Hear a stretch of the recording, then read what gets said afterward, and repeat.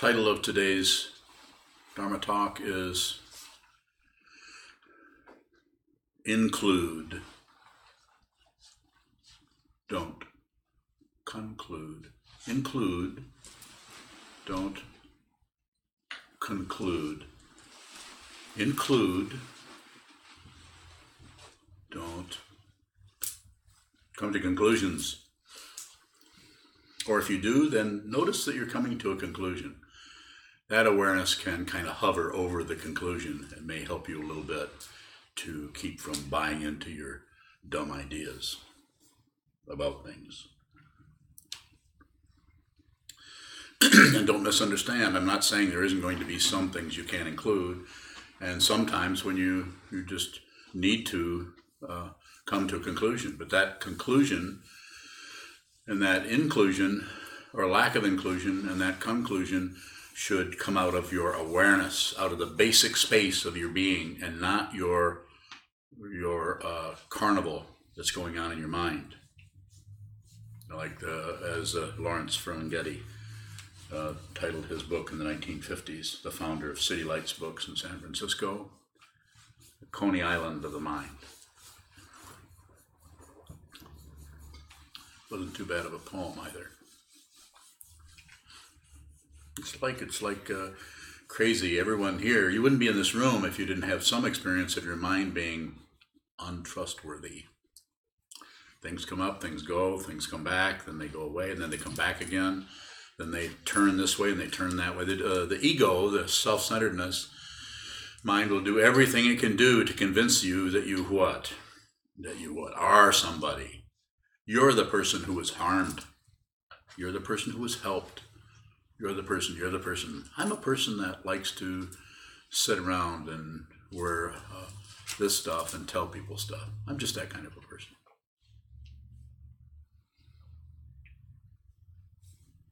How about you guys?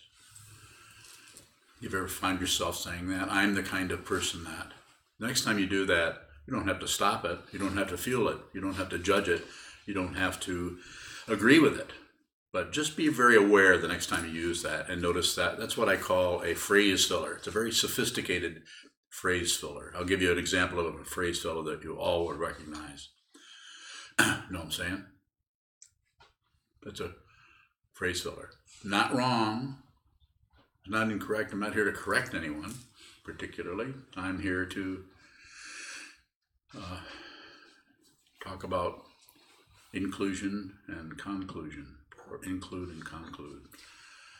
So when I say include, I'm saying the area I'm trying to address there is to when things arise that you want to get rid of, negative thoughts, emotions, feelings, please give yourself a break. Give everyone a break. And just let that be where it's at. You could say include it, or you could say it the other way, just don't get rid of it. Don't push out something you haven't looked at. Don't push out something out of your mind, out of your experience, out of your awareness that you don't actually know what it is, just based on it has some rough edges around it.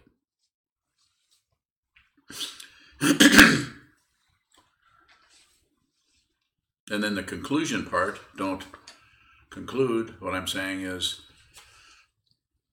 don't do anything unless you have to. Wait a while. There's a fancy word for that. It's called patience. Just wait. Hold your seat. Look at it. Look at it this way. Look at it that way. And don't necessarily buy into the emotions or the feelings or the thought patterns that are coming out of the self-centeredness or your ego that wants you to, because it's so worried about being threatened. The ego is so concerned that something might happen that threatens its identity, its stability. This very feeling should tell you that ego's unreal. If it were real, it would be fearless. It wouldn't be afraid of anything. You couldn't criticize anyone and get anywhere near that ego if it were solid, but it is not. It is dependently arisen, and it is a very, very sneaky form of dependent origination based on other people's ideas, your ideas, thought patterns, concepts, hopes, fears, passion, aggression, ignorance, and on and on. So it only stands to reason, which is a phrase filler, by the way. Hear that all the time. Well, it only stands to reason. Or the one that I really like, we were listening to on CNN this morning when the talking heads were on, is, let me make myself clear. That's like, I think something really intelligent is coming my way. Probably not. It's probably horse shit. But anytime anybody says that, I don't care what a great, wonderful reputation they have. Well, I didn't realize there's a tiny person here. I apologize. I'll clean up my act. Another phrase filler. So what are phrase fillers? They're sections of speech that we have appropriated so that we don't have to be as aware, so we can just function out of this, just kind of go along.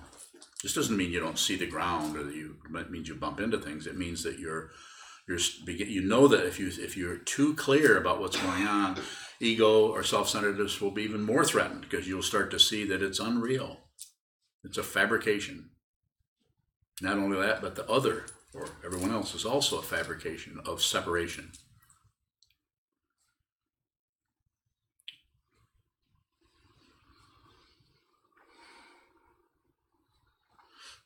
So the idea of including me, basically what I'm referring to there is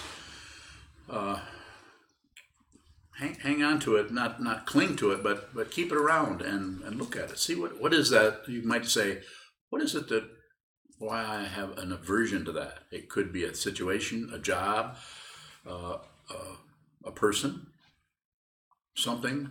And I'm not saying you shouldn't move away from it or not include it, but it should come out of your awareness about it first. It should not be based on just on hope and fear. I hope I can get away from this crazy person, or I'm really afraid of this situation. But it could be about your intelligence manifesting as awareness to see, what is this? What is the threat here? Is there a threat? Is there actually a threat here? Awareness, consciousness, Buddha nature, the awakened mind is threatened by nothing. You can't threaten what does not exist. If you don't understand, you should ask questions, because this is not an easy topic. You cannot threaten anything that is not existent. And Buddha nature does not come into existence, nor does it pass out of existence. It's the only way you can say relatively what this is without being even more confusing. And so what I'm saying is it's already the case. You're already not separate from the Buddha. You're already completely awake. The ego mind just deliberately clouds things with opinions, ideas, concepts, hope and fear, passion, aggression, ignorance, and all of the other malarkey.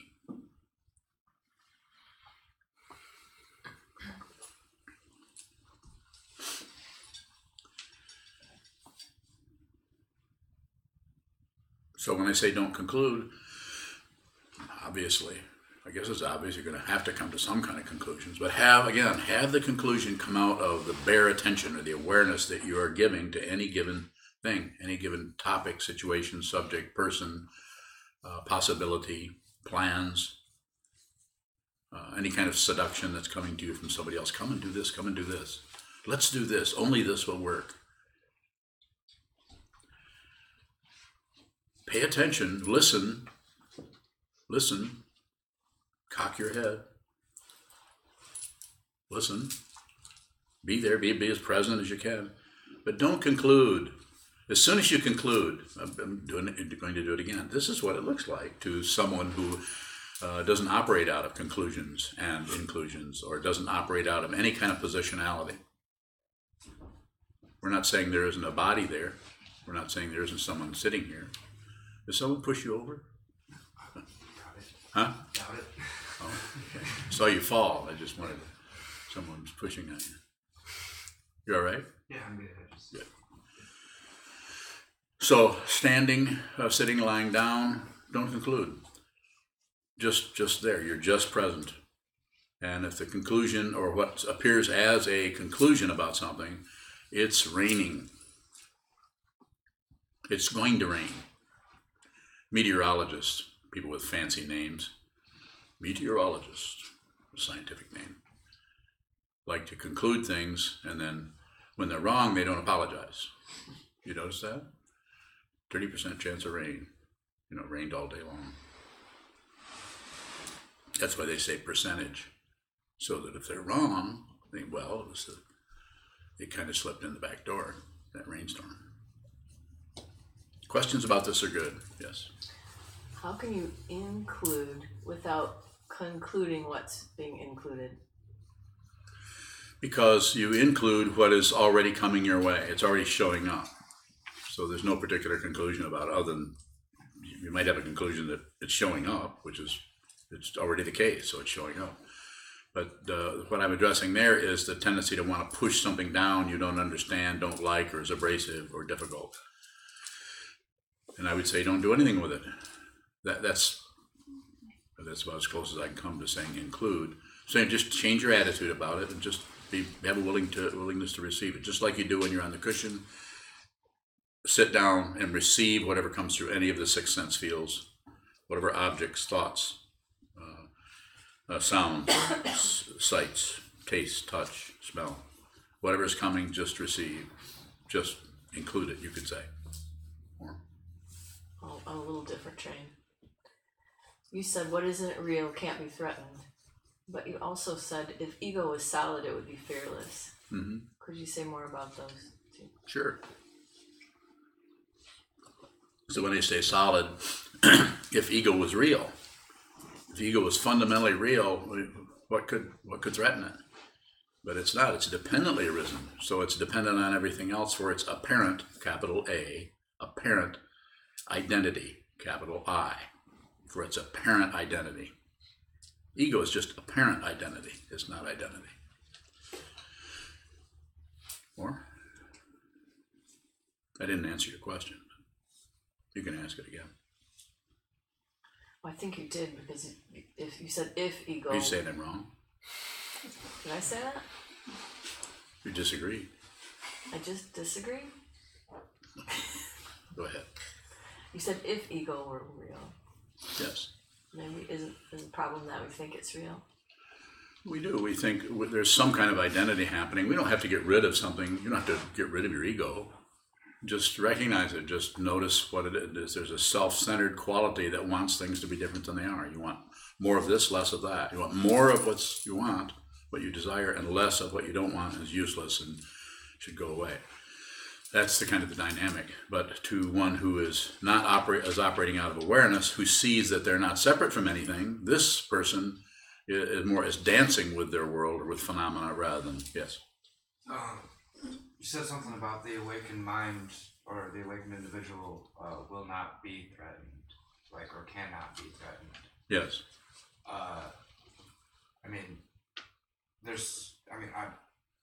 Could you just elaborate? Why don't you ask me a question? I've been elaborating. Okay. Isn't it? Fearing death, I suppose. No, there's no death to the awakened. No. Death happens to listen. No, I agree. Listen to me. The death happens to the body, and you are not your body. You're manifesting here, but you're not limited to your body. Who you are, it does not come into existence as a body does. A body comes in, it's going down. As long as there's a lamination or an attribution of this is me, then there will be fear, and there'll be hope that you can somehow escape death? Unlikely, but there will be fear about it. Whereas if realization, which is not actually an occurrence so much as it's just something just drops. So I guess it's kind of an occurrence. But it's no more than an occurrence than the sun dawns. The sun comes up. It's just an occurrence.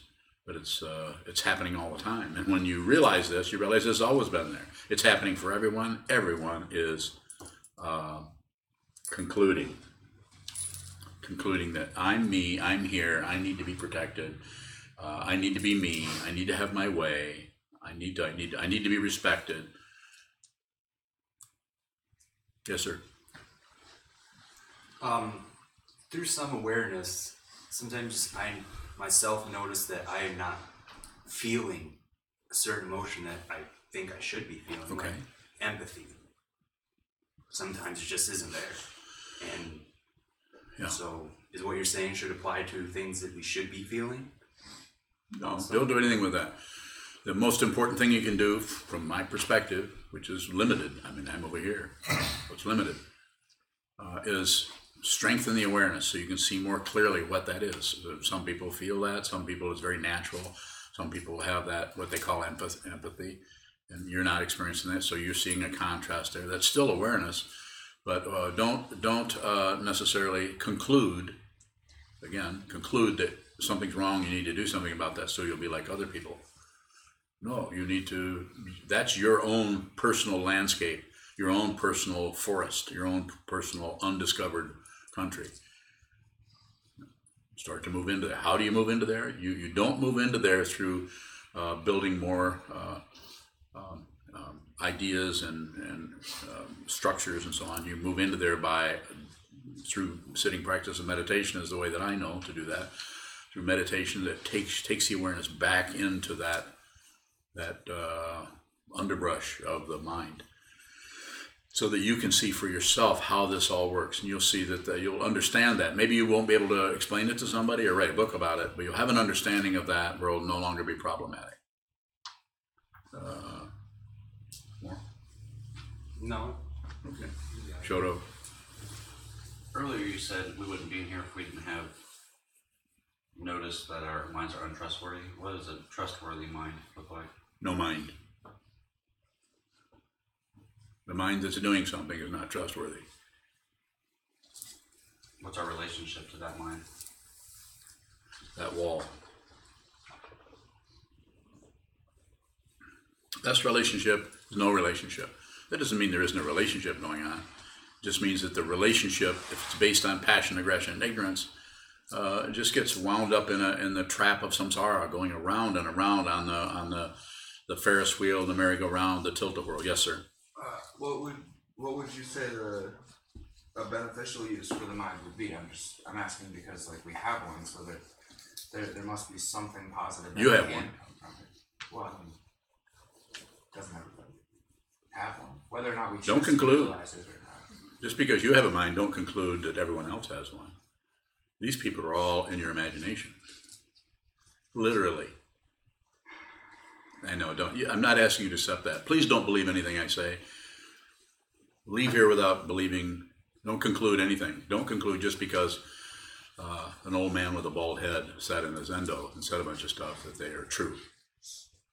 So you're saying that you are not here right now. I'm here and not here, both. Not two. I'm here and there's no one here at the same time. Thank you for the question.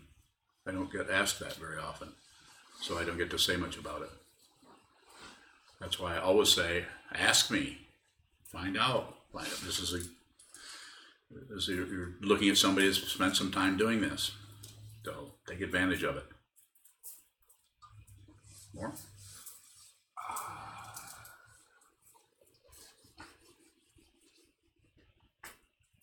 Okay.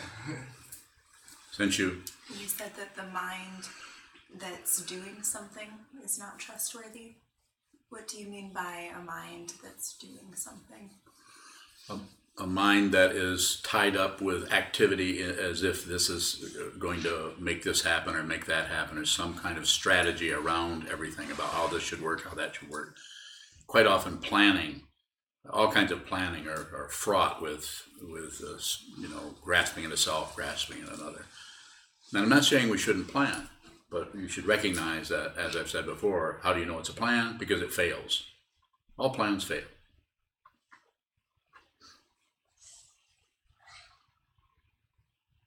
Shoka. Earlier you said the basic space of being. Yes. What is the relationship between space and being? There's no relationship between them. They're not separate.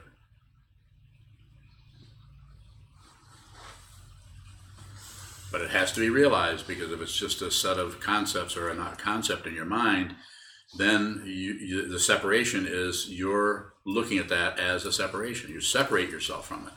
And we do it out of hope and fear. If you get close to that collapsing, it will start to get scary.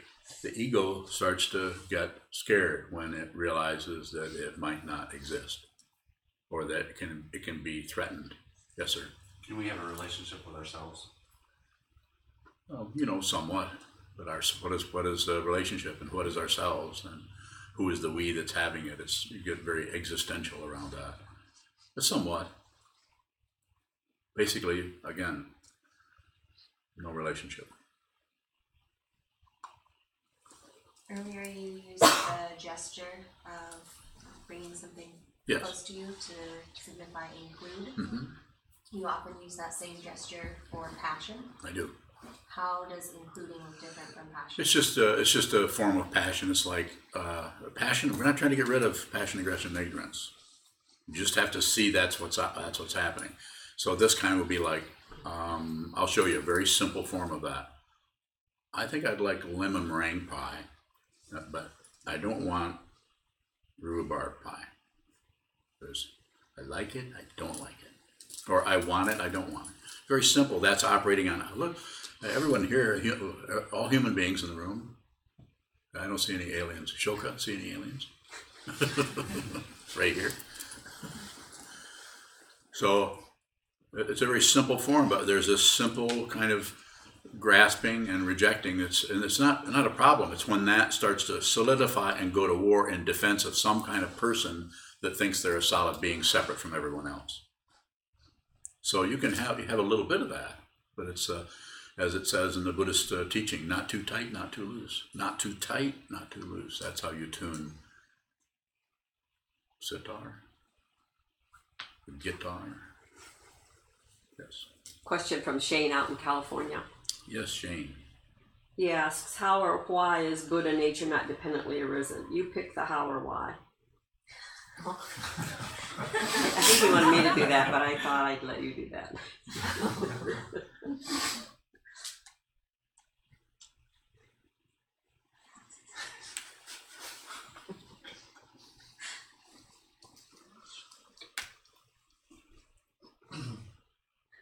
What was that question? How or why is Buddha nature not dependently arisen? Because it doesn't arise. Only that which arises is dependently arisen. Buddha nature doesn't come or go. And you are not separate from it. But you separate yourself from it out of hope and fear, out of this incredible school you found yourself in at your birth. Here, have some basic training in being an organism. Good luck. Happens lifetime after lifetime after lifetime. Just a big school. How do I know that? I don't know it. That's how I know it. You should write that down. How do I know that? I don't know it. Yes, sir. So just based on that last statement, the question came to mind. Do you believe that once you accept, like, that you don't know anything is when you can finally begin to grasp certain concepts? You started out with believe, and I don't really believe or disbelieve anything. That's part of it. And I highly recommend that you don't do that either. But it takes a while to just be here without belief or disbelief. So understanding concepts are meant like a raft or a canoe or a lifeboat. The concepts are meant to get you across the space. And so the concept of whatever, dependent origination, the five skandhas, the Four Noble Truths, and all the Buddhist teachings are meant to help you with your awareness so that you can see the fundamental truth that you're not separate from anything, that everything is dependently arisen. There isn't anything but the Buddha, but the awakened one. Go ahead. I can see your mind is going like crazy. I was just agreeing with what You don't have to agree. You said Buddha was the only awakened one? No, everyone here is Just awake. make sure I didn't. Okay. Everyone's awake. Well, right, but then, like you said, people are caught by their egos. Yeah, but when the Buddha awoke, and I wasn't there, so I don't know the dude, but when the Buddha awoke, he saw delusion. He saw his own delusion and the delusion of others. At the same time, he saw that, again, not two, Advaita, non-duality. He saw that everyone was not separate from the Buddha. They just don't know it. They're just shut down, and that's why this is a school. It's a school so you can learn, you can understand, you can begin to approach who you actually are. Find out who you actually are, not what society tells you, not what your mother tells you. Find out who you are, not what I tell you. That's why I say the only message I have is Train your mind. And how do you do that? Sit down and look at it. You can't train something unless you look at it. Yes, go ahead.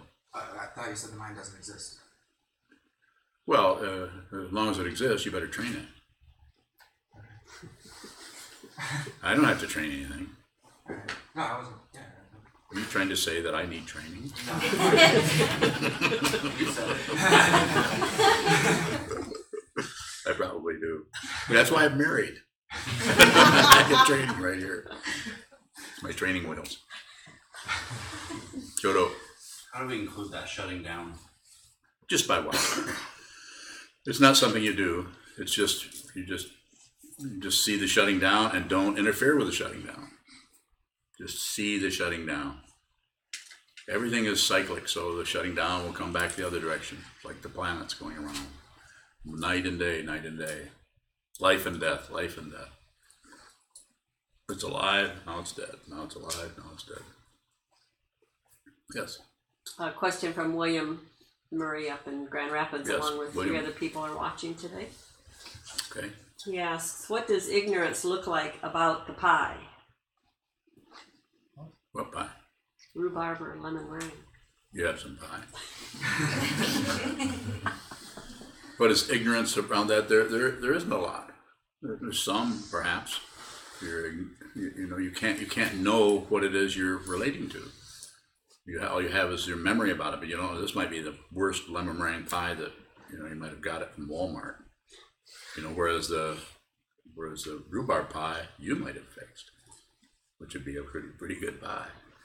So he's doing some splitting hairs here, of course, but there's so many causes and conditions that arise that differentiate everything. It's just very, very complicated. That's why I say, and I'm saying now, all evidence is partial.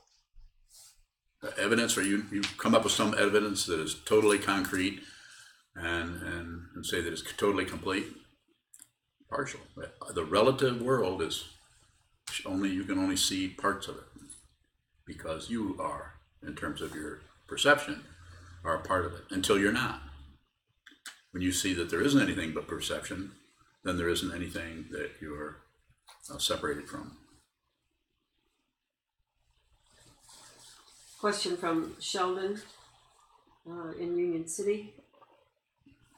When we conclude and we are aware of it, will it be apparent that we are concluding and not concluding?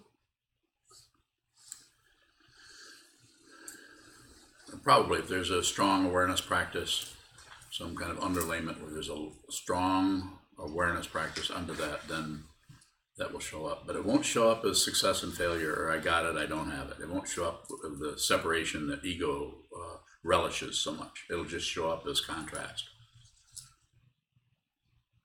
If you say black and white, black is not necessarily bad and white is not necessarily good. But sometimes there's attribution that says white is good. People in the white hats.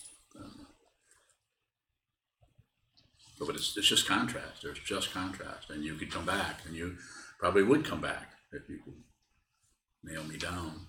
You'd come back and say, well, how about murder and its opposite, or love, perhaps. There's strong contrast there. Yes. Another question from Shane. What is it about practice that affects things like shutting down, not believing or disbelieving, or not adding anything extra? What is it about the practice? Because the more you practice, the more you see clearly the way in which you keep getting in the way of your own happiness, your own sanity, by jumping out of your emotions about something. Something happens that triggers an emotion, instead of just include the emotion and don't conclude that it means something else. So include the emotion and don't conclude that they did it, even though they did. Even though someone did hurt you, and you feel, if you conclude that the reason you're having this feeling is because this person came up and dumped a bucket of feelings inside of you. They did not do that. But it's very easy for us to blame because we're having the feeling and they're the ones who triggered it. Then we tend to blame that. We separate out and say, they caused this.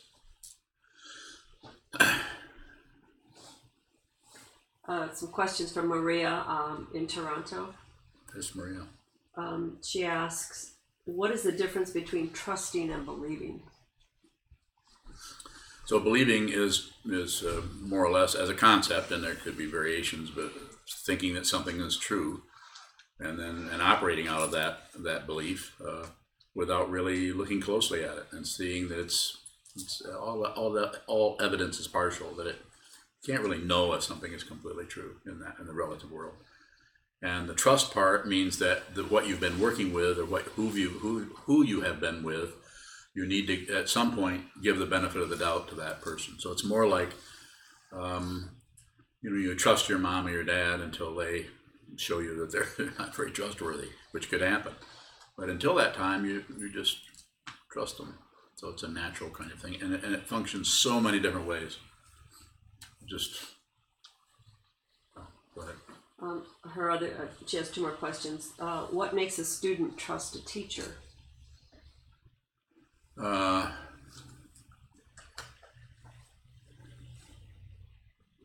would say initially they shouldn't trust anybody, including a teacher. But at some point there needs to come, if you trust them through junior high or middle school, then in the high school you need to start really trusting this person, because this teacher, if they're a true teacher, will begin to take you into outer space. In other words, help you leave your conceptual mind and leave your footing as far as ego, and that can be scary.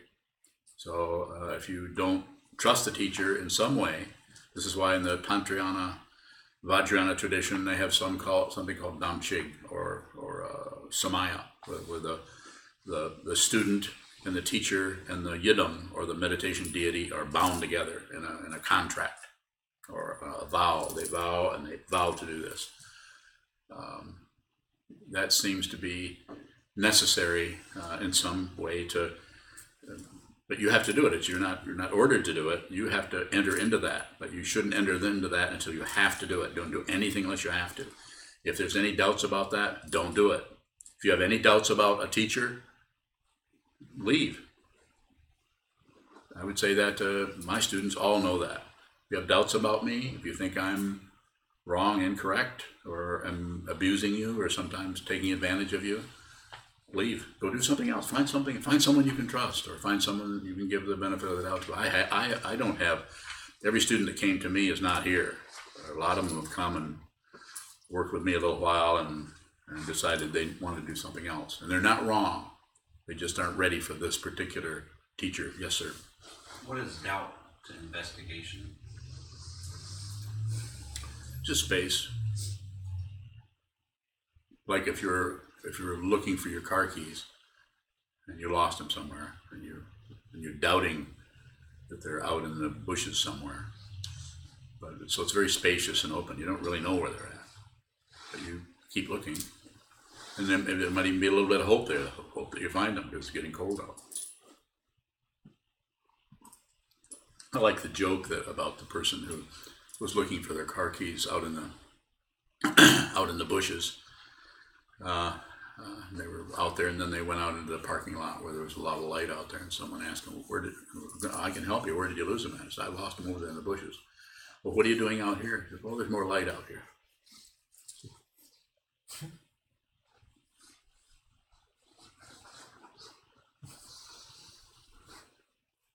Yes. Maria has a third question, and then we have to We do. dedicate to her. Is the heart the location for trust and the mind for believing? Yeah, that's probably some truth to that. And trust. Go here. Don't go up here. This is very untrustworthy. This will come up with all kinds of schemes and beliefs and ideas and propaganda. It's just crazy. You all know this. And if you get on your gut, then everything operates out of fear. So you're operating out of your the same instincts that a baboon has. I don't like this. That's not right. That shouldn't happen. We're always operating out of some kind of fear, trepidation. But if you operate out of your heart, then there's no warfare. One of the ways you can find your heart is find somebody you really, really love. And you'll find them there. It could be your mother, your father, your child. It could be your dog. Somebody really, really just hands down, paws down. You love them. That's all there is to it. They could do anything and they would not lose that. So, thump, thump, thump. And it's not the physical heart, it's just this area. It's actually the heart chakra. Time to go. Thank you so much. So we'll stand and dedicate the merit that's found in the back of your blue chant books. And again, would remind everybody about the donation boxes we have in the hallway. We depend on your support, your financial support. Please help us help others.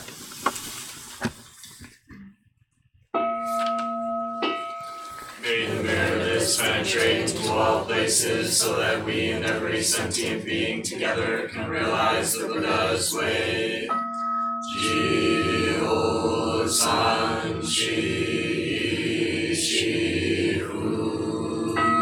shi-son-mu-sa, moko-sa, moko-ja-horo-ri. The 10 directions, the 3 worlds, all Buddhas, all venerable ones, Bodhisattvas, Mahasattvas, the great Prajna Paramita.